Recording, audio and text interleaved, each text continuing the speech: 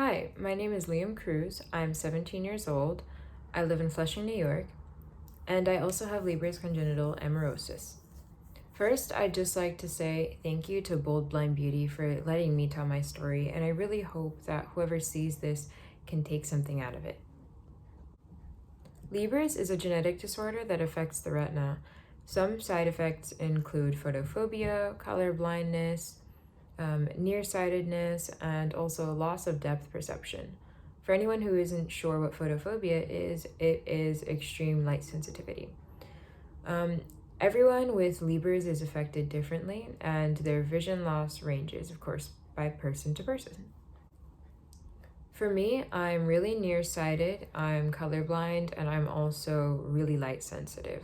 Depending on the time of day and the area, I can have really bad depth perception, so occasionally I'll travel with a cane, but it's not very often. Also, because of Leber's, I am legally blind, which means that I cannot drive. This is really important to me because it affects where I live and where I will live in the future.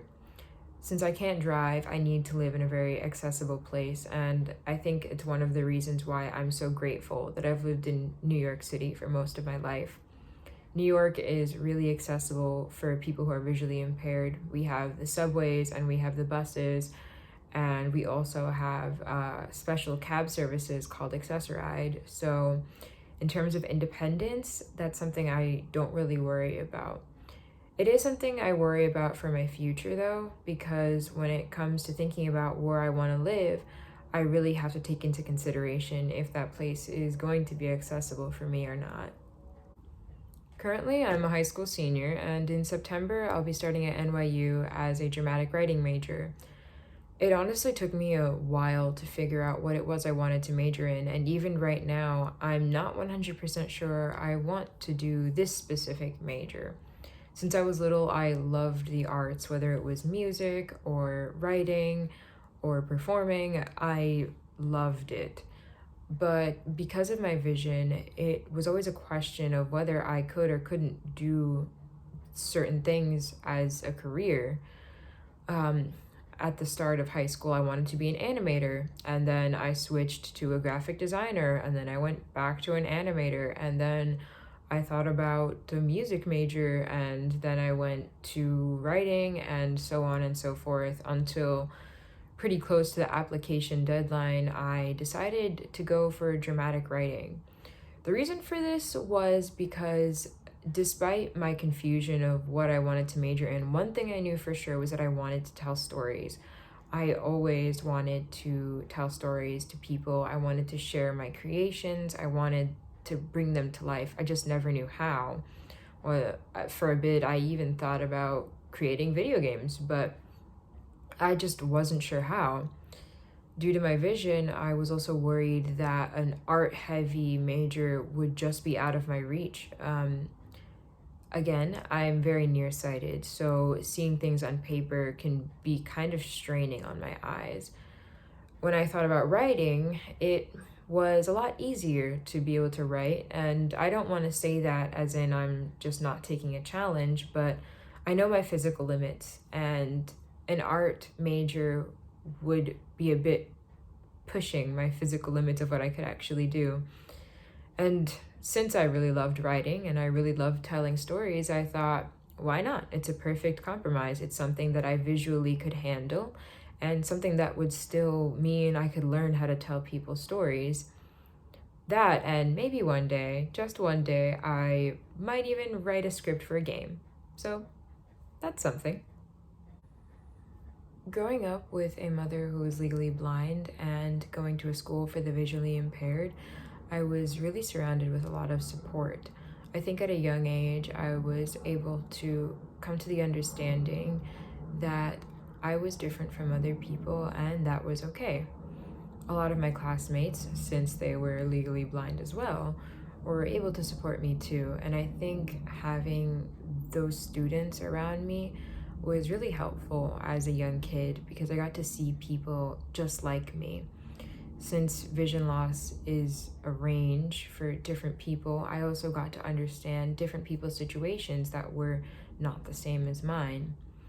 What I didn't see was that not everyone felt the same. When I left the school for the visually impaired and started going to a public high school, I was met with a lot of kids who didn't understand what a visual impairment was. They had never even met someone who had a visual impairment or who was legally blind. And suddenly that was really scary. Growing up with teachers who already understood my accommodations and students who weren't surprised by the fact that I couldn't see that well really kind of made me close-minded as much as it made me open-minded, because I thought that everyone would be just as welcoming, but that wasn't the case. I had to learn how to advocate for myself, and I really owe it to my mom for helping me. Since me and her both have Libras, she really understood what I was going through, and she kind of prepared me for having to fend for myself. When I went into public school, I had to explain to my teachers my nearsightedness. I had to explain to them that despite me having glasses, I wouldn't be able to see what was on the board without using a magnifier or a phone. I had to tell my classmates that I couldn't see them in the hallways and that they had to call my name or tap me on the shoulder. And at first I was honestly really scared, and it felt really lonely. I didn't have any friends who understood me like I did in my past school. And while there were 2 other girls in my school who were visually impaired, we shared no classes together. And in a high school in New York City, my school had around 3,800 kids. Honestly, just having 2 kids who weren't even in the same class as you felt like they weren't even there. I really owe it to my mom and even just my teachers who were so understanding, and it really helped me feel more comfortable. But I think even now, as I'm a senior who is about to graduate, it's still a learning process.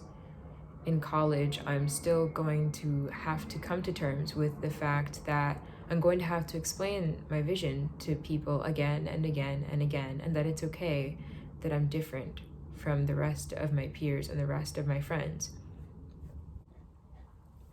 Now that I'm going into college, I think this is the absolute perfect time for me to figure out where I fit in and how to settle in my own skin. Being born with a visual impairment and living with this my entire life, I've been through ups and downs. While I've been able to gather a sort of confidence in the fact that I'm different, I've also been able to realize that I'm insecure about the weaknesses it gives me, and that I still compare myself to my peers even as I enter college. I really hope that in the future I can start learning and really feeling comfortable, and not just that I have a disability, but that everyone else is going to know that too. And while I'm working on it, I'm really proud that I've gotten this far. Before I go, I just want to leave everyone with a little message.